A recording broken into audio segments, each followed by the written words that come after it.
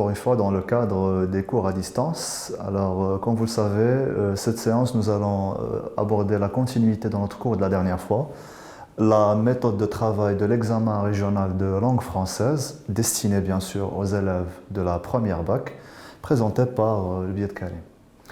Donc, on aborde tout de suite la deuxième partie. Donc, comme vous le voyez, la deuxième partie concerne la production écrite. On a vu dans la première partie que l'étude de texte s'étale sur les trois axes principaux. On a la partie contextualisation, la deuxième partie, la partie d'analyse, et la troisième, c'est la partie de la réaction.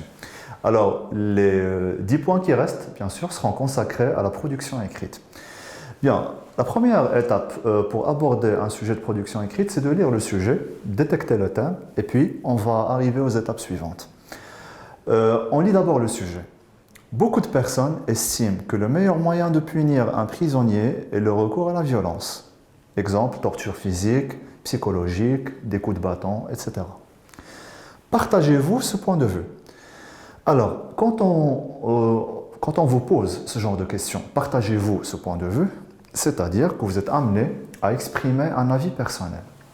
Et bien sûr, lorsqu'on exprime un avis, la chose la plus claire qu'on nous demande, c'est d'écrire un texte argumentatif. Bien sûr, c'est là où l'on va convaincre quelqu'un. Et puis, il faut toujours se mettre dans la tête qu'on est en train de viser la conviction de quelqu'un qui n'est pas potentiellement d'accord avec nous. Alors, dans un sujet argumentatif bien structuré, vous développez votre réflexion personnelle en donnant bien sûr des arguments et des exemples. Nous allons voir par la suite comment on dégage les arguments et comment on les fait accompagner par des exemples. Chose aussi à ajouter par rapport au sujet, vous voyez que le thème ou bien le mot-clé, c'est la violence. Alors rappelez-vous que dans le texte de base, le support selon lequel on a travaillé toutes les questions de l'étude de texte, c'était sur la violence exercée sur les forçats ou sur les galériens. Alors de ce fait, toujours, il faut se mettre ça dans la tête, dans un examen régional, il y a toujours un rapport entre le texte support et le sujet de production écrite. D'une autre manière, le thème de la production écrite est toujours tiré à partir de la thématique traitée dans le texte support. Une chose bien sûr qui saute aux yeux, premièrement, c'est que c'est une très mauvaise démarche de commencer par la production écrite parce qu'il y en a des élèves qui disent voilà, je vais essayer de gérer le temps, je vais commencer par la production écrite parce que ça exige peut-être qu'on aborde, qu'on cherche des arguments, qu'on cherche des idées, qu'on organise le texte, etc., etc. Mais lorsque tu commences par la production écrite, qu'est-ce qui arrive? Tu rates peut-être les questions d'analyse qui peut-être serait un support de base qui va peut-être te faire penser à plusieurs idées et à plusieurs arguments que tu vas investir par la suite dans le texte de production écrite. Donc ce qui est vraiment préférable, c'est de commencer d'abord par l'étude de texte, par les questions d'analyse, les questions bien sûr qui interrogent le sens du texte, pour aboutir à peut-être une idée claire et à quelques arguments qu'on va investir dans notre production écrite. Bien, par la suite, on va maintenant découvrir la première étape. Avant de commencer la rédaction, bien sûr, impossible de se mettre à rédiger d'un seul coup, ça c'est une erreur aussi à éviter. Ce qu'il faut faire, c'est d'abord de découper le sujet en trois parties. À partir du sujet, je dois arriver à dégager la thèse, à dégager l'antithèse et puis à exprimer mon avis.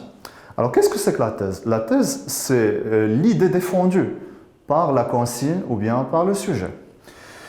D'après le sujet qu'on vient de lire, la thèse, c'est la violence. La violence est le meilleur moyen de punir un prisonnier. Il y en a quelques-uns qui ont cette pensée, qui ont ce point de vue, on va dire. Alors, l'antithèse, c'est que la violence n'est pas le meilleur moyen de punir un prisonnier. Alors, thèse, antithèse, on a deux avis opposés. En tant qu'élève, qu'est-ce que tu dois faire? Tu dois choisir entre les deux, ou bien concéder. C'est ou bien réfuter la thèse et adopter l'antithèse, ou bien réfuter l'antithèse et adopter la thèse. Ou bien tu as une troisième démarche qui est la concession, c'est-à-dire joindre les deux en même temps, et bien sûr, avoir un point de vue neutre. Après avoir déterminé thèse, antithèse, point de vue, Donc, dès le début, je dois savoir est-ce que je dois être pour, contre, est-ce que je suis neutre. Pose-toi même la question, et après tu verras. Donc, si j'ai bien déterminé les trois étapes, je dois passer à l'étape du tableau. Alors, regardez. Dans un brouillon, essayez de prévoir à côté de vous une feuille dans laquelle je classe. Voilà les arguments pour la thèse, voilà tous les arguments auxquels j'ai pu penser à l'instant même pour l'antithèse. Ce qu'il faut savoir, c'est que ce tableau, ça va vous permettre deux choses. D'abord, de bien choisir le plan, savoir quel est le plan que tu vas choisir par la suite, et puis combien d'idées et combien d'arguments tu as à investir dans ton texte, dans ta rédaction. Ici, je vous ai donné deux types d'arguments, un pour la thèse et un autre pour l'antithèse. Alors, un argument pour la thèse. La violence physique, chose qu'on a vue, violence qui a été exercée par les forçats et bien sûr qui a apitoyé le condamné à mort selon le sens du texte. La violence physique est nécessaire car elle peut faire peur et dissuader le prisonnier de récidiver. Dans le langage, dans le lexique de la juridiction, de la justice, on a vu que la récidive, c'est le fait de commettre une nouvelle infraction et bien sûr de revenir en prison.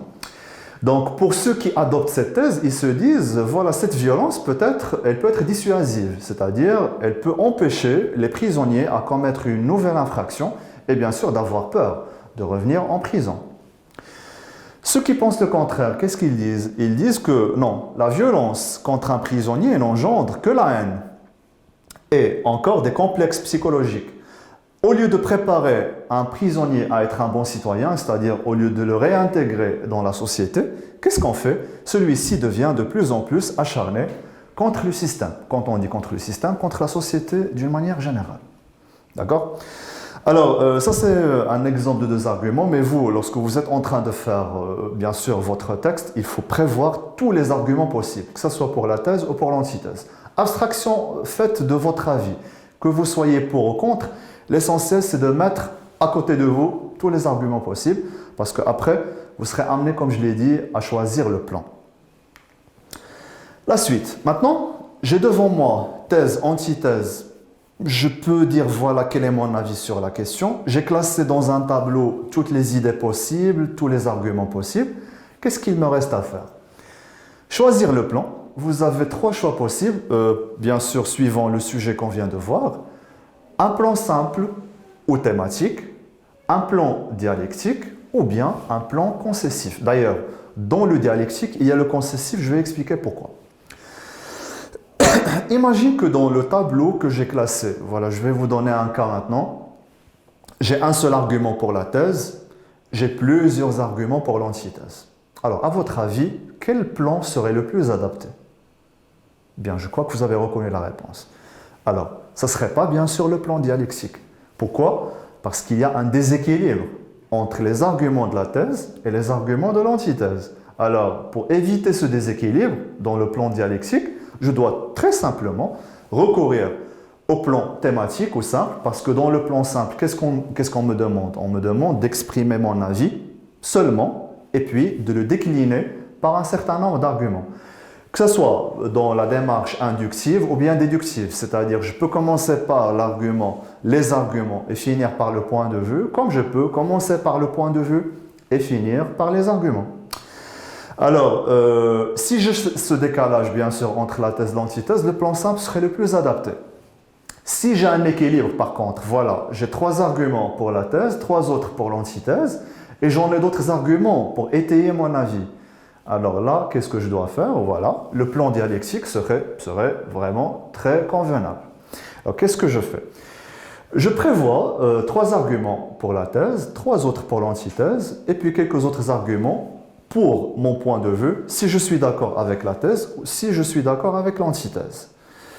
Bien, au niveau de la concession, dans le dialectique normal, bon, je peux dire, je trancher directement dans le point de vue, dans le troisième paragraphe, si je suis pour ou contre, mais si je fais une concession, je prévois un argument pour, on va dire, la concession et un autre pour la réfutation. Genre dire, Il est vrai que la punition des prisonniers peut être quelque chose de très convenable dans un contexte où le criminel peut être dissuadé, etc., etc. Mais, alors je concède en employant les connecteurs de concession. Alors, il est vrai que, mais, certes, cependant, pourtant, etc. Alors, la deuxième étape, comme je l'ai dit, c'est le choix du plan. Et s'il vous plaît, c'est toujours en fonction du relevé que j'ai déjà fait au niveau du tableau, c'est-à-dire du relevé des arguments. Alors, on arrive à la troisième étape, qui est l'étape de la rédaction. Alors, quand je rédige, naturellement, dans toute démarche de rédaction, il faut prévoir une introduction, un développement et une conclusion. Je rappelle rapidement les étapes ou bien les parties qui composent chaque étape. Je commence par l'introduction. Alors, qu'est-ce que je dois faire dans une introduction? Il y a 4 étapes. La première étape, c'est l'étape qu'on appelle amener le sujet. Qu'est-ce que c'est qu'amener le sujet? Ça veut dire définir le mot-clé, le concept, le mettre dans son contexte général, par exemple, contextualiser. Et puis, c'est une introduction au sujet. Au lieu d'aborder la thèse et l'antithèse, je dois faire une petite présentation qui ne dépasse pas 1,5 ligne ou bien 2 lignes, maximum. Alors, toujours dans l'introduction, deuxième étape. Maintenant, j'ai fait une introduction générale, une contextualisation, bien sûr, du sujet. La deuxième étape, c'est la thèse et l'antithèse. C'est la formulation de la thèse. Certaines personnes pensent que la violence contre les prisonniers est nécessaire, alors que d'autres pensent le contraire. D'accord? Et bien sûr, la formulation de la thèse, généralement, on peut la tirer à partir de l'expression du sujet même. Troisième partie de l'introduction, c'est la problématique. Alors, je dois poser une question. Mais une chose à laquelle il faut faire attention, c'est que la question posée doit trouver les éléments de réponse dans le développement. Ça veut dire que je ne dois pas poser une question à droite et écrire un développement à gauche. Donc toujours, le développement, ce que je vais écrire dans le développement doit être la réponse à la problématique que j'ai déjà mis en place dans l'introduction. Et puis, dernière étape de l'introduction, c'est bien sûr l'annonce du plan. Et quand j'annonce le plan, c'est-à-dire je détermine les démarches que je vais suivre, bien sûr, dans le développement. Par exemple, dans une première partie, nous traiterons de la question 2, puis dans une deuxième partie, nous parlerons d'eux, etc. Alors, 4 étapes pour l'introduction. Maintenant, j'arrive au développement. Le développement, je viens de l'expliquer au niveau des plans. Alors, si c'est un plan simple, point de vue plus argument, ou bien des arguments et j'aboutis au point de vue. Dialectique, un paragraphe pour la thèse, argument 3. Voilà, ça, c'est l'idéal à peu près. Antithèse, 3 arguments plus un exemple en moins. Et puis, le troisième paragraphe, c'est l'étape du point de vue. Concessif, la même chose, sauf que dans le dernier paragraphe, dans le dialectique, où j'exprime mon point de vue directement, je fais une concession, c'est-à-dire un point de vue neutre. Voilà. Alors, après le développement, il y a l'étape de la conclusion. La dernière étape, et bien sûr, ça doit conclure, ça doit mettre fin à mon raisonnement. Et quand on dit conclure et mettre fin, ça veut dire que je ne dois pas exprimer mon avis dans la conclusion. Ça y est, j'ai terminé. Alors, la conclusion, ce n'est qu'une synthèse, ce n'est qu'une récapitulation. Alors, je récapitule rapidement, brièvement, le résultat auquel j'ai abouti pendant le développement. Et la deuxième étape de la conclusion, c'est l'étape de l'ouverture. Ça veut dire je pose une dernière question par laquelle je clôture mon sujet, mais en même temps par laquelle j'ouvre la réflexion sur un autre sujet proche de celui que je viens de traiter. D'accord? Donc toujours l'ouverture, ça doit être un prolongement de la réflexion ou bien du raisonnement argumentatif que je viens de mener dans ma rédaction. Bien, alors la quatrième étape et la dernière, cette étape elle est très importante, s'il vous plaît, parce que la plupart des élèves ne trouvent pas le temps nécessaire de la faire, mais c'est ça ce qui fait peut-être perdre quelques points gratuitement. Ce qu'il faut faire, une fois que j'ai terminé ma rédaction, voilà, j'ai le texte devant moi, je procède à ce qu'on appelle l'autocorrection. Alors, qu'est-ce que je dois faire? Je dois me relire moi-même, dégager peut-être les fautes que j'ai pu commettre, refaire quelques idées qui semblent ambiguës, dire une expression d'une autre manière, etc. Alors, quand je m'auto-corrige, ça facilite la correction pour mon correcteur et peut-être ça me permet de gagner beaucoup plus de points possibles. Et puis, l'autocorrection, c'est les fautes de langue principalement. La cohérence, quand on dit la cohérence, c'est-à-dire est-ce que j'ai bien agencé les paragraphes, cohérence entre les idées, entre les arguments.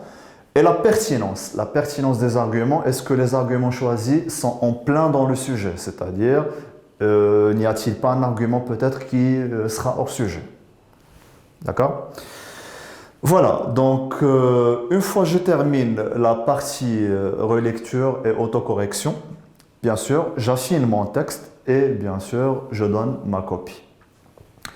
Par la suite, maintenant, je vous présente les critères sur lesquels vous serez évalué. C'est-à-dire, voilà, une fois que je fais un texte de production écrite, je serai noté sur ces points. Alors, le premier point, d'abord, le respect de la consigne. Traiter le sujet proposé. Donc, il y a un point pour le respect de la consigne. Ça veut dire, le sujet parle de la violence contre les prisonniers. Je ne dois pas parler d'autre chose. Je dois parler de cette question de la violence. Et pas la violence dans sa globalité ou d'une manière générale, mais la violence qui est exercée sur les prisonniers. 2.